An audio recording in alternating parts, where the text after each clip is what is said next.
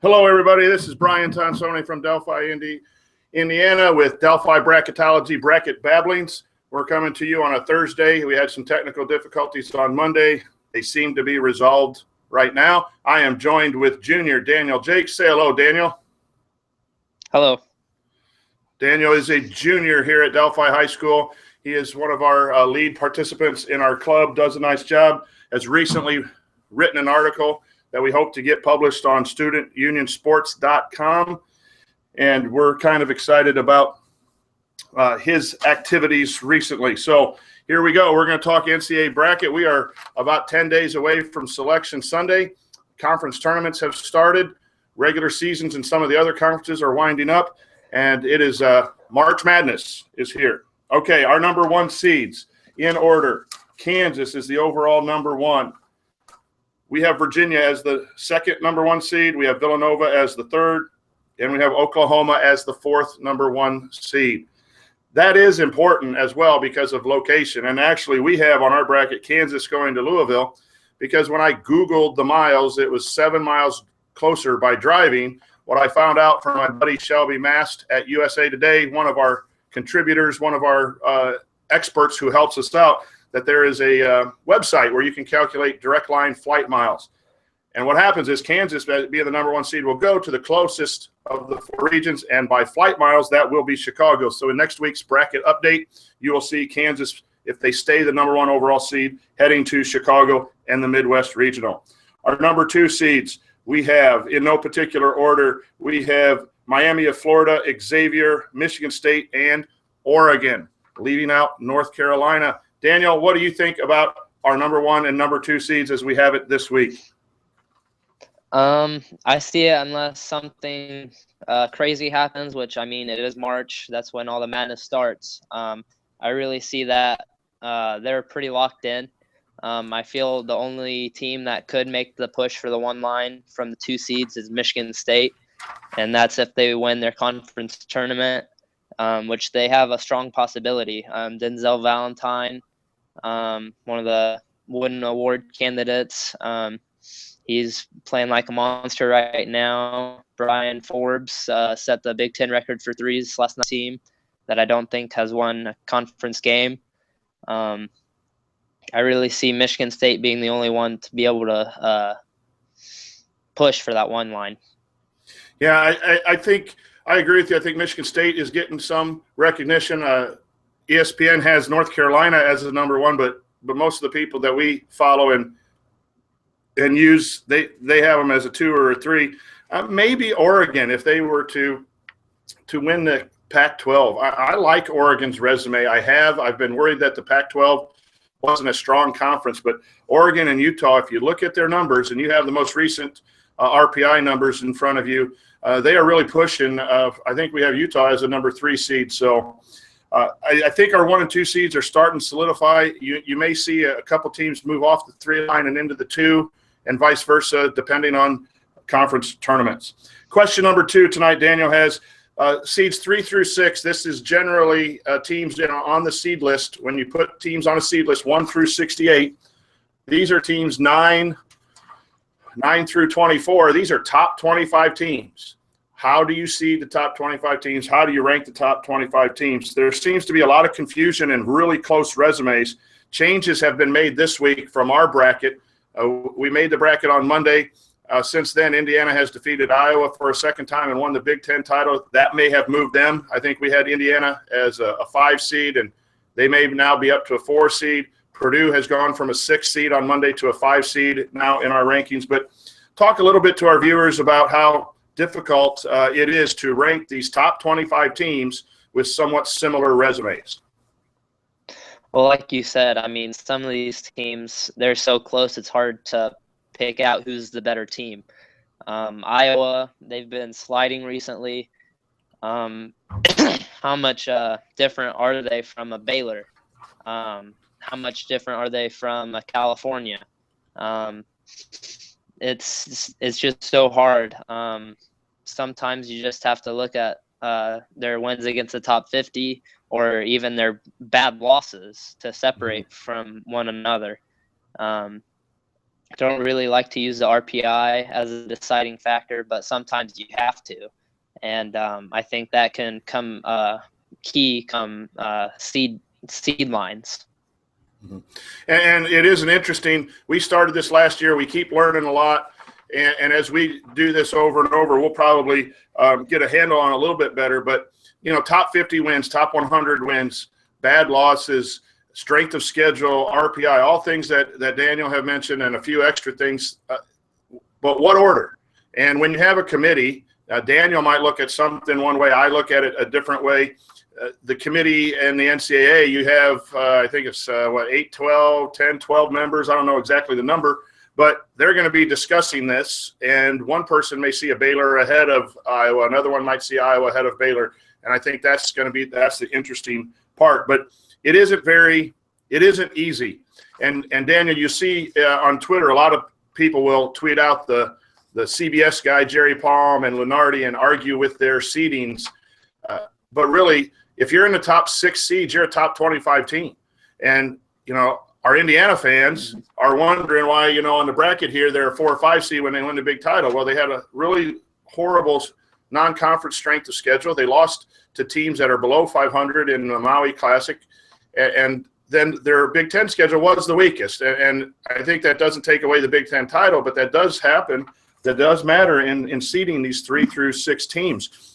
And so Indiana right now, I don't really see them getting much more than a 4. I could see them sliding back to a 5 if they lose to Maryland and lose somewhere early in the Big Ten. They could actually slide back to a 5. I know Big Ten champions have been 4s and 5s in the past, but it is not easy to separate these teams. One team might have 7 top 50 wins, but they have 2 bad losses, or someone has 6 top 50 wins and they have a losing record on the road. And how do you distinguish?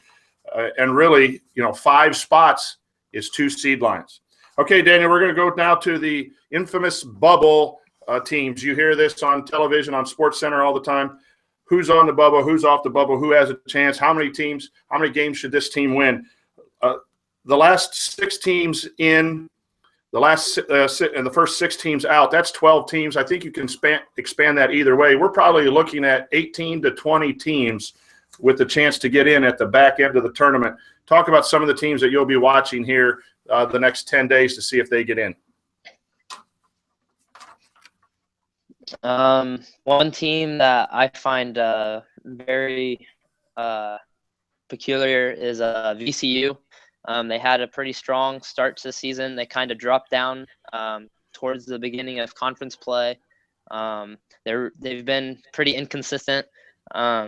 Butler, an in-state team, they've just had a funky season.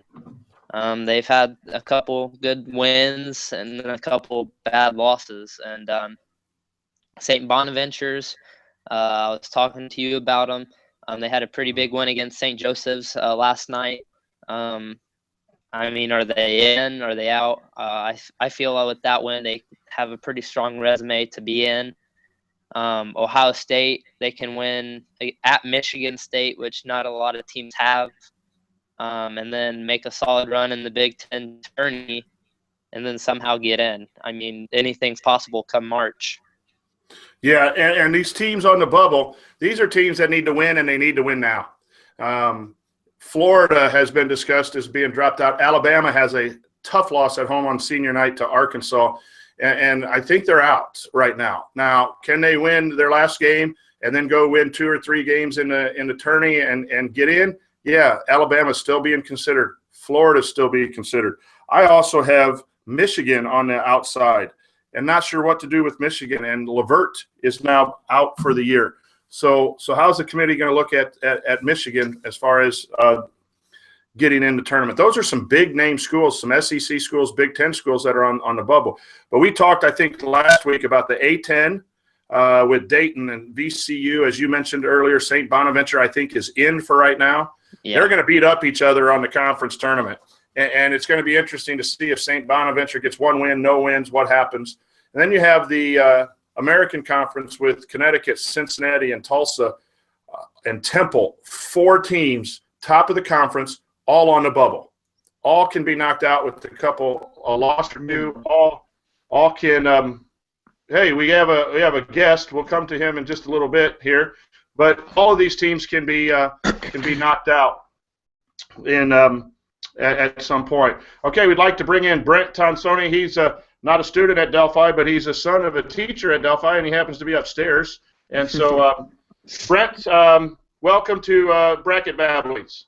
Sorry I'm late, but I'm glad to be here. Okay, thank you. We'll come to you with some questions here. We just got done talking bubble teams. I'll bring that question back to you, Brent. What teams on the bubble that are either out of the tournament or in the tournament that you'll be watching this week? One team that I watched yesterday, I think got a big win at home, was Butler. I knew they were on the bubble a little bit, but if they win down the stretch here, I think they will get in. And it started last night with a big win against Seton Hall. That's a good point. Butler beats Seton Hall. Has beaten Seton Hall twice. Seton Hall, by all measures, is probably in the tournament as a lock at the 7-8 seed. I've seen Seton Hall as high as a 6 seed.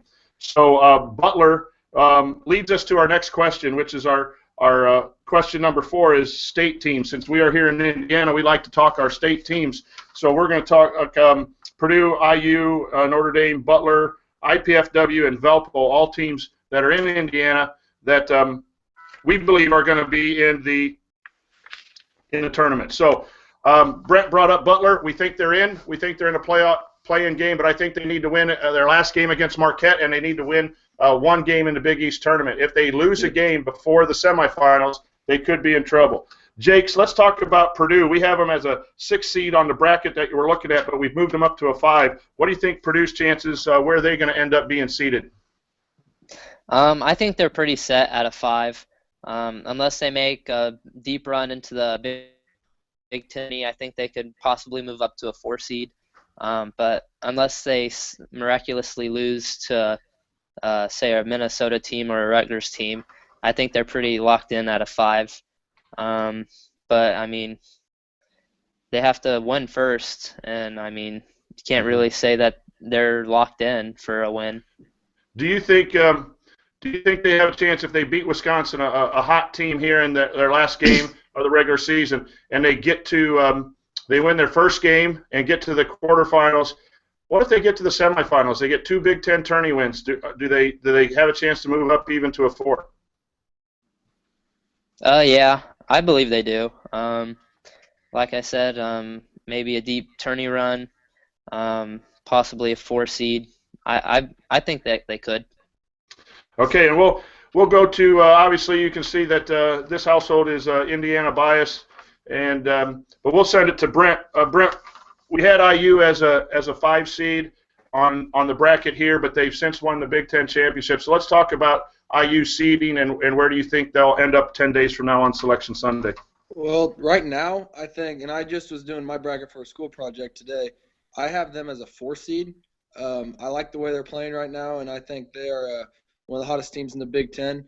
I think they could go anywhere from the 4, 5, or even 6 range if they struggle here in the Big Ten tourney and don't win against Maryland on Sunday. I could see them dropping to maybe a 6, but I also could see if they make a run in the Big Ten tournament, maybe getting a 3 spot, but that's a little bit of a stretch. Yeah, and Brent, have Mom shut off that light in the sitting room, would you please? Yes, because it's behind you. So a little bit of technical issues there. I think IU is destined for a 4 or 5 range. I think if they beat Maryland, that's another top 50 win. If they win their first game in the tournament and get to the semifinals, I think they're definitely a 4. If they get to the finals, they may push a 3. And here's the thing for our viewers too, and Daniel's talked about this all year long. It's not necessarily how many games you win. You need to win some games, and you need teams above you to lose some games.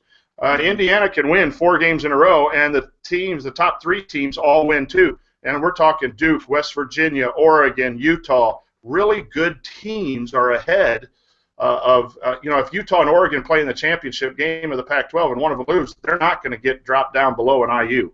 So you got to realize that it's not just winning games; it is also teams around you have to lose in order to move up. Daniel, we're going to talk Notre Dame. Notre Dame lost a game to a really good Miami team. We have Miami as a 2 seed, and outside chance of maybe a 1 seed if they win the ACC tournament. Mm-hmm. But they lost at home. They've lost at Florida State. They've lost at Georgia Tech. They're losing some games down here. We have them as a 6 seed, but I believe we honestly have to look at them as a 7 or possibly an 8, depending on what they do here the next 10 days. Talk a little bit about the Fighting Irish. For them, it's all revolved around Demetrius Jackson. I feel that they might rely on him a little too much, and they need some role players to step up for him. They've lost to Miami, like you said. They've started sliding. I think that it's a pretty good possibility that they do end up falling to a 7 seed. Maybe if they lose their first game in the ACC tourney, maybe they drop down to an 8 possibly. I think we got to look at them and watch them closely here because they're not a good defensive team, and they rely on outscoring people. And when people can lock them down, it seems like the last 2 weeks that they've been locked down. It's not the Miami loss that really affects them. It's the going on the road, and road wins in conferences are tough. And it doesn't matter if you're playing the top of the conference or the bottom of the conference. Winning on the road is tough, but those losses matter. And so the Georgia Tech loss, Georgia Tech is kind of been a bubble team, but I'm not sure they're in serious consideration. Florida State was in the tournament about 4 weeks ago, and they've struggled down the stretch. So those aren't horrible teams to lose to. But again, when you're talking moving Notre Dame from like the 23rd team down to the 30 team or 31 team, I think they can move 6 or 7 spots on the total seed line, which drops them from a 6 to a 7 or an 8. I think you're absolutely right.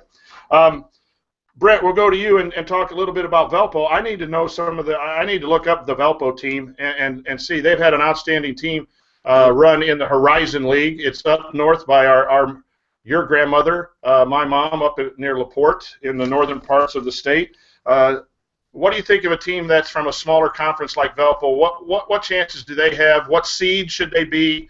Does Valpo need to win the tournament, the Horizon tournament, to get in? What are your thoughts, Brent? I haven't watched much about Valpo, but from what I have, I like them a lot.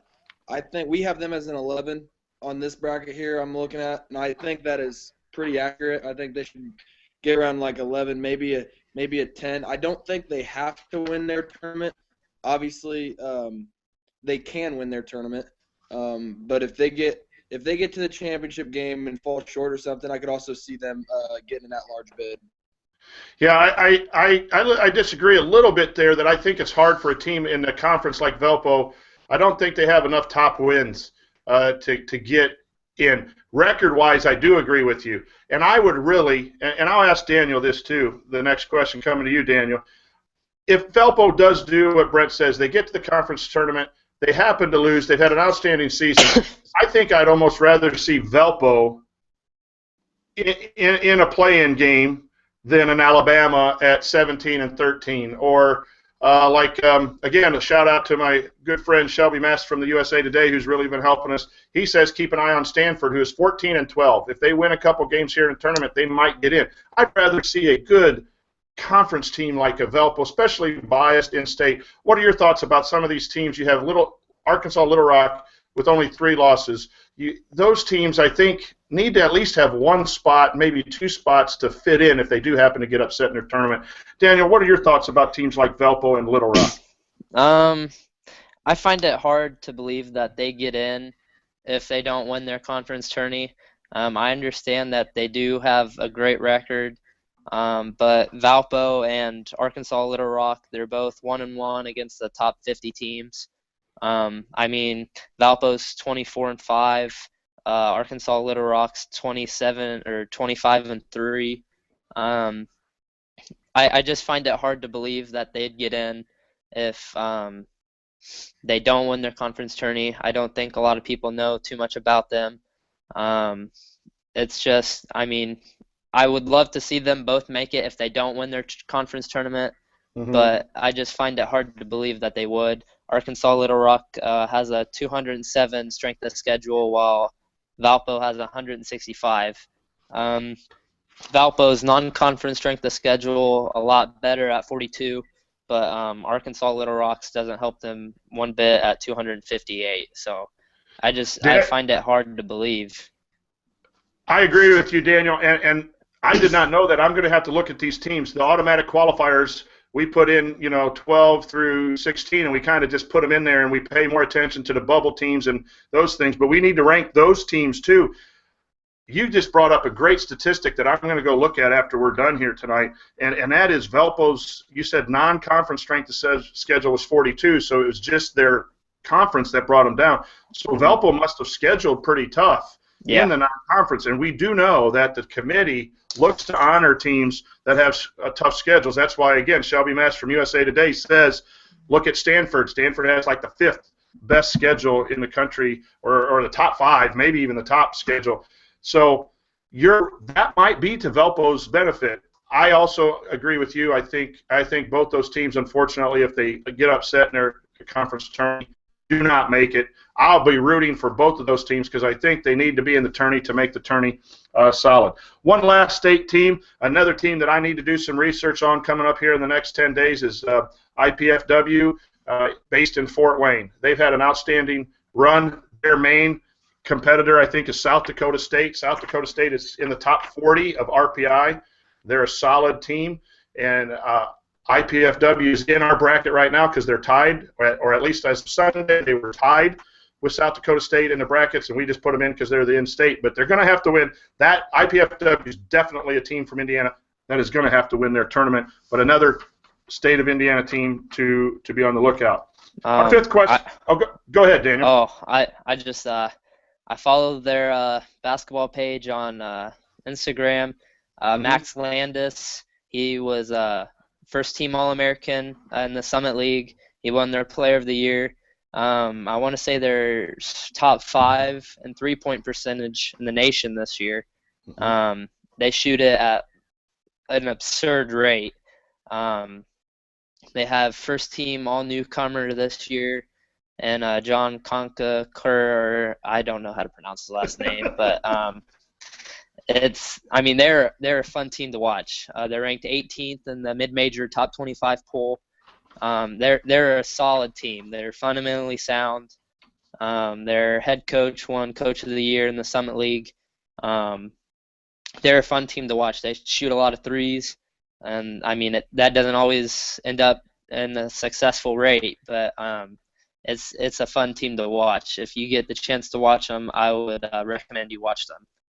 And everybody, that's why we have Daniel Jakes, and why he's an MVP for us in the tournament or in this bracketology stuff, because he loves sports and he loves his basketball, and he knows these teams, and he does a great job in research for us. Daniel is looking to go into sports journalism and broadcasting as a major in college 2 years down the road, and he's doing an excellent job. We're very proud of Daniel and the quality of work that he does, and it keeps getting better every day. And you guys just got a great example of the depth that Daniel brings to us. So that kind of leads us into our question number 5, which is the conference tourneys. And we're going to start out by looking at the non-Power 5 conference tourneys. So no Big 10, no Big 12, SEC, ACC, Pac-12. We'll get to those here in a second. There are 32 conferences that get an automatic berth. 31 of them give the automatic berth to the conference tourney champions. Only the Ivy League gives their berth to the regular season. So 32 teams will play a small tournament to get into the big dance. What conference tournaments are you looking forward to watching to see who might get in? We'll start with Daniel. What conference tournaments are you looking forward to that aren't the big ones? Like we mentioned, the Summit League. There are some teams in there. IUPUI has beat IPFW in both their regular season matchups, I believe. South Dakota State and IPFW split the season series. That's going to be a fun one to watch. There are a couple really good teams in that conference. And the Atlantic Sun, Lipscomb University beat the 2 seed Monday or Tuesday, one of the days. And North Florida, which was believed to win the tourney, they're playing not Jacksonville University, Stetson University. That's just going to be a fun tournament to watch. So those are 2 conference tourneys that I'm looking forward to. And Daniel, I did this the other day. I have printed out the brackets for each one of these tournaments that have already started, and I'm advancing the teams. That's how ate up I am on this stuff. So yeah, when I was putting the results of this week's action in, Stetson, I think it was a number 6 seed Lipscomb and 7 seed Stetson are going to be playing in one semifinal. So that means that in that conference, a number 6 or number 7 team have a chance to pull off the upset in the championship, get into the bracket. And I might have read, too, where Stetson is ineligible. So if Stetson wins, then the winner of that, I think it's North Florida and Florida Gulf Coast team from a few years back that was really solid. So that's 1 and 4 in the top of that bracket, 6 and 7. And if Stetson is ineligible, I have to do some research for that. The winner of that semifinal will automatically win or lose the tournament. So what besides the big ones are you most forward looking to watch here over the next 10 days? I'm looking at the Horizon League, just because of what we talked about earlier about Valpo. I think that's a really intriguing team. I'm a little biased because my cousin's going to play women's basketball there, but I am really looking forward to seeing if they can put it all together and make a conference tournament run and get in that field. Okay, yeah, the Horizon for Valpos and IPFW. I'm going to look at these two tournaments. I'm actually going to look at them all because that's what we do the next 10 days. But I think the A10 with Dayton, VCU, Temple, St. Bonaventure, George Washington, 5 teams that are either on the bubble. Dayton is probably in that conference, but there's 4 other teams, and they got to play each other in the conference quarterfinals. Who's going to get knocked out early? Who's going to be able to advance and build their resume? The other non-power conference that I think is going to be really important come bracket procedure time is going to be the Americans, Cincinnati and Temple. Houston is in that. I'm not sure. And SMU, I know is ineligible. I'm not sure. Are they playing, Daniel, did you know, are they playing in the tournament? I don't think they're allowed to, no. Okay, so SMU's not playing, just like Louisville's not playing in the ACC. So you're talking 4 teams that are in that bubble. You know, the last 10 teams in, the first 10 teams out. Those 20 teams. So you have 2 conferences there with, I think, at least 8 teams of the 20 we're looking at to put in or take out of the tournament. 8 of those teams are in those 2 smaller conferences. And then I will add this as well. It doesn't matter if you know the teams in the conferences or not. Start turning on ESPN next Monday and Tuesday night and see the absolute joy that some of these smaller programs get when that buzzer goes off and they've won a chance to go to the dance, usually as a 14, 15, 16 seed, a 1 game, but it means the world to these programs. They run out onto the floor, their fans go crazy, and it is what makes March really mad. And I think what Daniel and Brent and I and the rest of the people on our committee, why we like the month of March so much.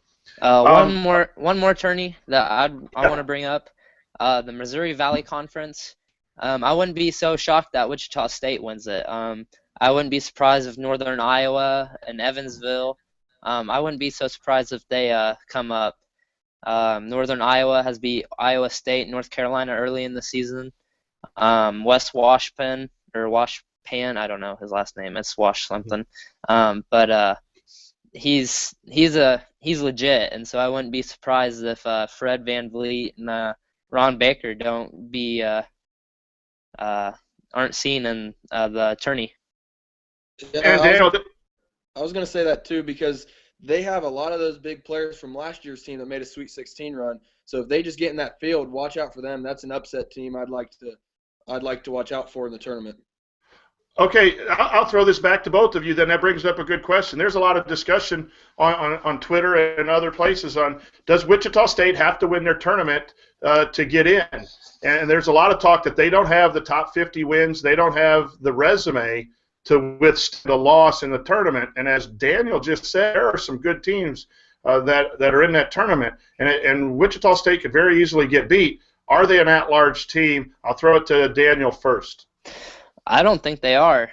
They have, as of Monday, the number 6 non-conference strength of schedule, but I mean they haven't done much with it. They're 1-4 against the top 50.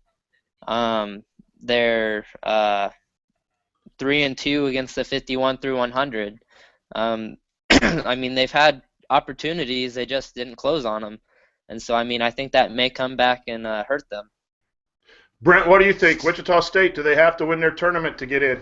I think they do. I think they don't get in without a conference tournament win.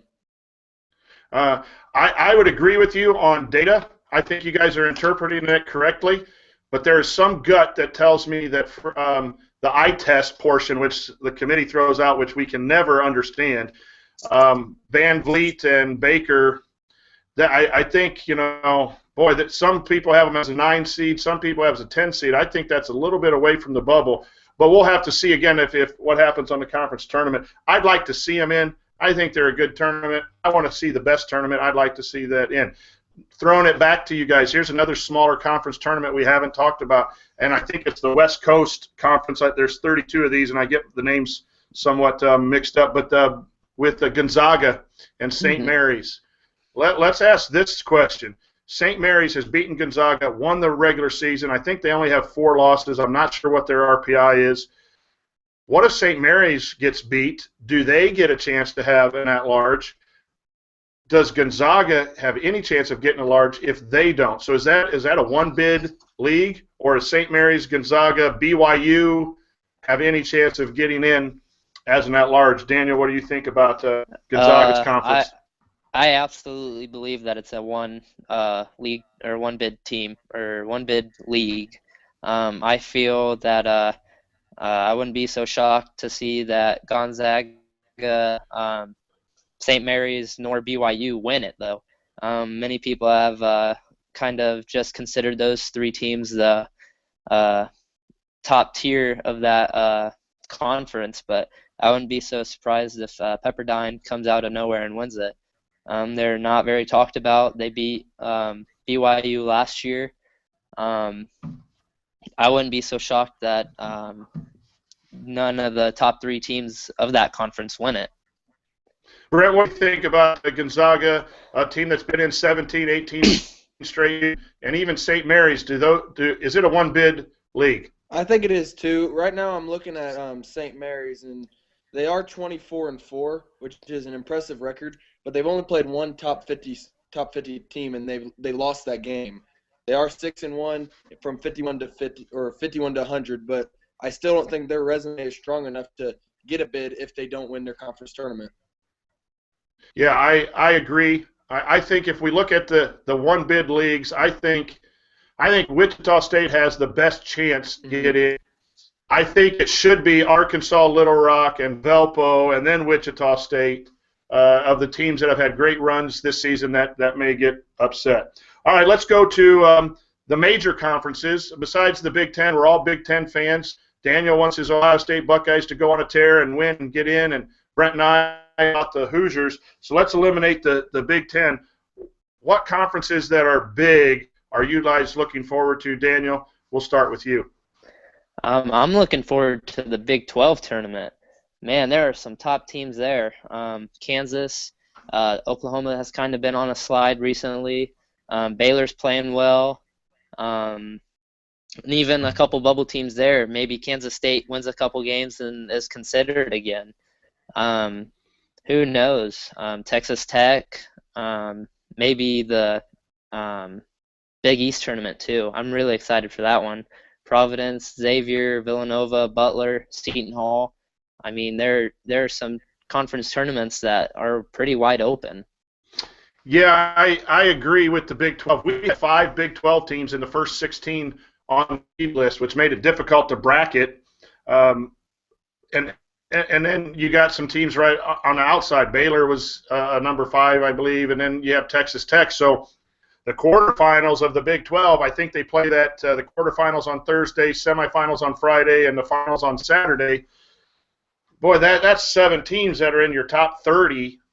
Texas Tech is a 7 seed, so that's 20 teams. The Big 12 has 7 teams in the top 28, depending on which bracket you look at, including ours. So, yeah, that's a big one. The Big East, Daniel, you've been all over Providence, and I agree with you. I think Providence has pieces. They've just had a bad run here the last 3 weeks. It's like you started touting them, and then they fell away. But that's a team that could go on a 1 or 2 game run in that Big East tournament. You got teams like Providence and Butler who might need a win to just be safe and get in. And then you have Villanova and Xavier, who have been outstanding teams, and they're always fun to watch. Brent, let's see what you're looking at besides the Big Ten conference as far as conference tourneys to watch, either just for fun or for bracket purposes. I'm excited for all of them. Like Daniel said, Big East and Big 12 are really intriguing, but also the ACC. I mean, you got Virginia, you got Miami, North Carolina, Duke. That's going to be a really loaded, I think, bracket and tournament, and I think that's really intriguing and fun to watch, just for joy, not for bracket purposes. Just I think it's going to be really fun.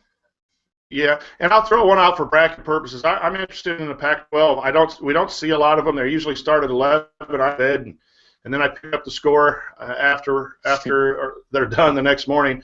I'm interested to see some of their games because they've been a high RPI conference, and they've really gamed the system, I think, and maybe they deserve the high RPIs, but they scheduled well on conference all the way down through the conference, and so when they play each other, they're always playing a top 50 team, and therefore you're talking 6 wins, 7 wins, 8 wins, and their strength of schedules are very tough. Oregon State is a team that's going to need to have a good conference.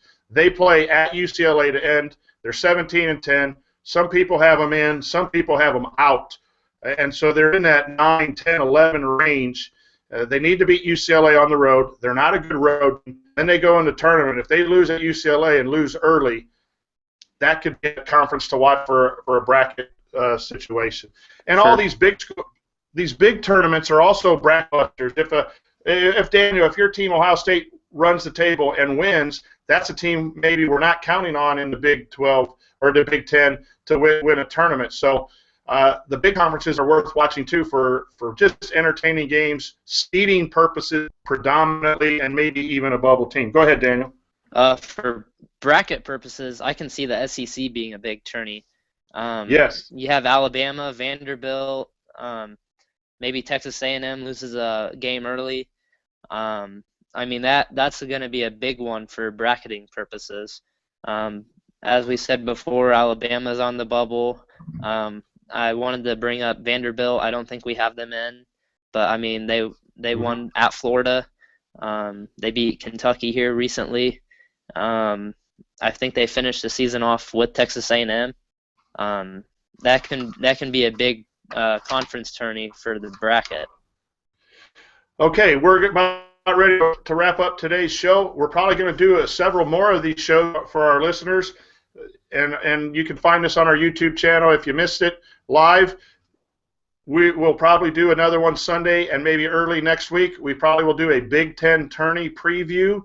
So to give both of you a chance to prepare next week, don't be doing much homework other than bracketology. Bracketology is math, language, social studies. So, and depending on what you're eating or drinking or whatever, it could be chemistry too. So, you got 10 days assignment on bracketology. Here's the last question for today. Teams that you are looking forward to, you kind of root for besides your favorite team.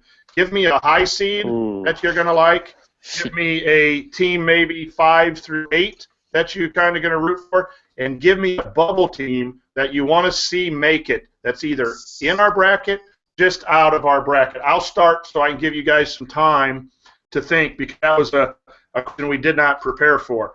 High seed you're going to root for, a middle seed you're going to root for, and a bracket bubble team that you want to make sure gets in. I'm going to start out with this. Besides my Indiana Hoosiers, I'm going to root for number 2 seed Xavier. I love Mac, Remy Abel, former Indiana player. I like the way they've had an outstanding season. They've moved from smaller conferences up to the Big East. I just like. I'm biased towards coaching as I've been out of coaching now for a few years, and I just respect some coaches. My middle team is for the same reason. It's not really too middle. We had them as a 3 seed, but I think on our most recent bracket they'll be a 5 seed, so they count. Texas, Shaka Smart. I like what he's done at VCU. I like what he's done. I just enjoy watching him coach and build relationships with players, and I like the way Texas, the Longhorns, play. So they would be my middle team. And if I'm looking at a bracket team, I'm going to give you 2, and that's probably not fair. I like St. I don't think they're on the bubble. I think they're in, but they're in that A10 discussion. They can't afford to lose. I like their coach as well, Phil Martelli.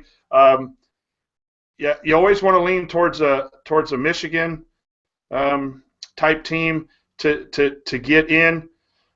I'm going to say, well, that later one is really tough. I'm looking here at who I would want in. I'm going to take Butler because of the local ties. I want to see them get in, and I always like rooting for Butler. So let's go with we'll start with you, Daniel.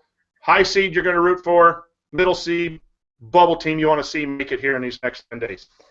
The high seed, you brought them up as your middle team.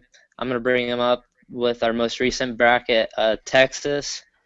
They have the #1 overall strength of schedule as of today.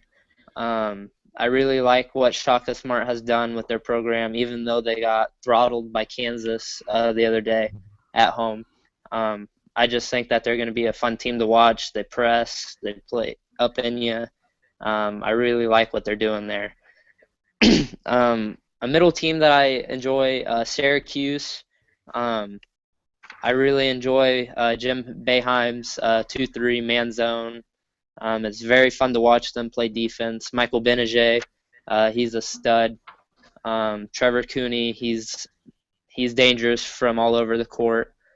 The bubble team, we have them in, like you said, with that tie with South Dakota State, but I like IPFW.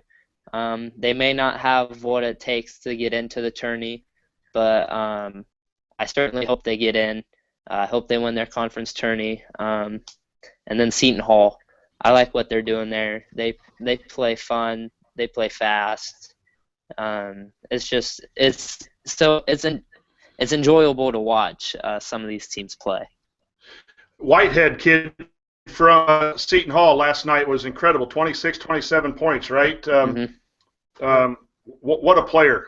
Yeah. So I'd be interested to see what they do. Okay, Brent, your 3 teams in the various tiers that you might be rooting for. My high seed is we have them as a 2 seed, and that's Miami. I love the way they play. I watched one of their games last night, I think it was, against Notre Dame, and they are just a really fun team to watch. And so I will be rooting for them when they get in the tournament. Also, my kind of middle-of-the-road team is Wisconsin. They're from the Big Ten. I like the story there. I mean, they lost really early to some really bad teams, and then the coaching change, and they had every reason to tank and not even be close to making the tournament. And now I think they're sitting at a potential 3 seed in the Big Ten tournament, and we have them as a 7 seed in the NCAA tournament, and I think that's a really cool story, and I think they are really clicking at the right time. As far as the lower seed, I have to do it. That's Monmouth. They're just a fun team to watch. I'm biased because of the bench mob stuff. I love that. But I think that's what March Madness is all about, the energy, the passion that it takes to win championships. And I really think that's a fun team to watch, and I want them to make a run. Excellent. And Brent is the founder of our local high school. That's not Delphi, kind of a rival, but he plays at a different school, and he founded their bench mob, so he's kind of biased towards the bench mob. I'd like to thank both of you for joining me. I'm going to send it back to you one at a time for a real quick question, and then we're going to wrap it up for tonight, and you guys can get working on econ or history or whatever you need to do.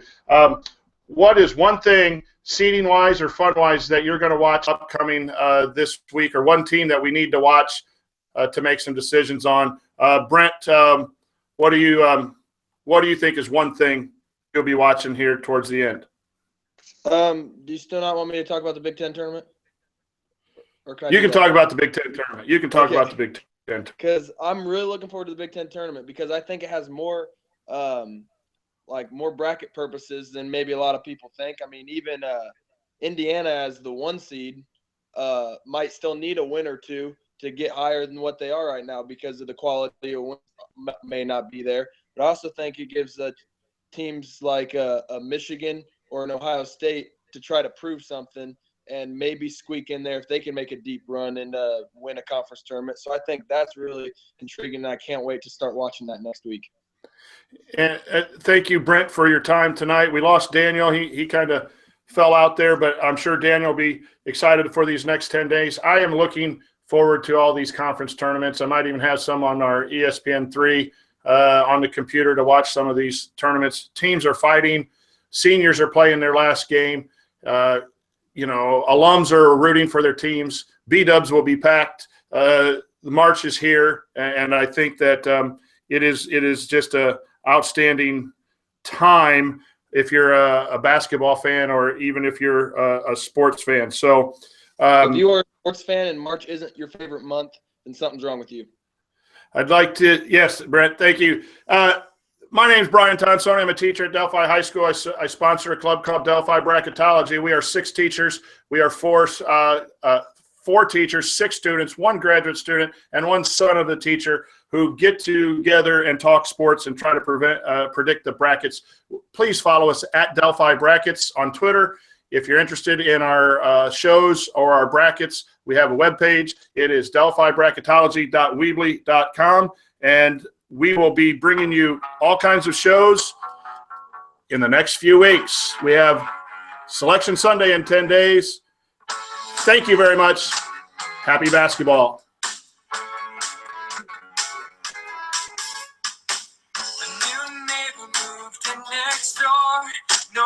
That's Benji Manji on the music. Got to give him credit. Good night.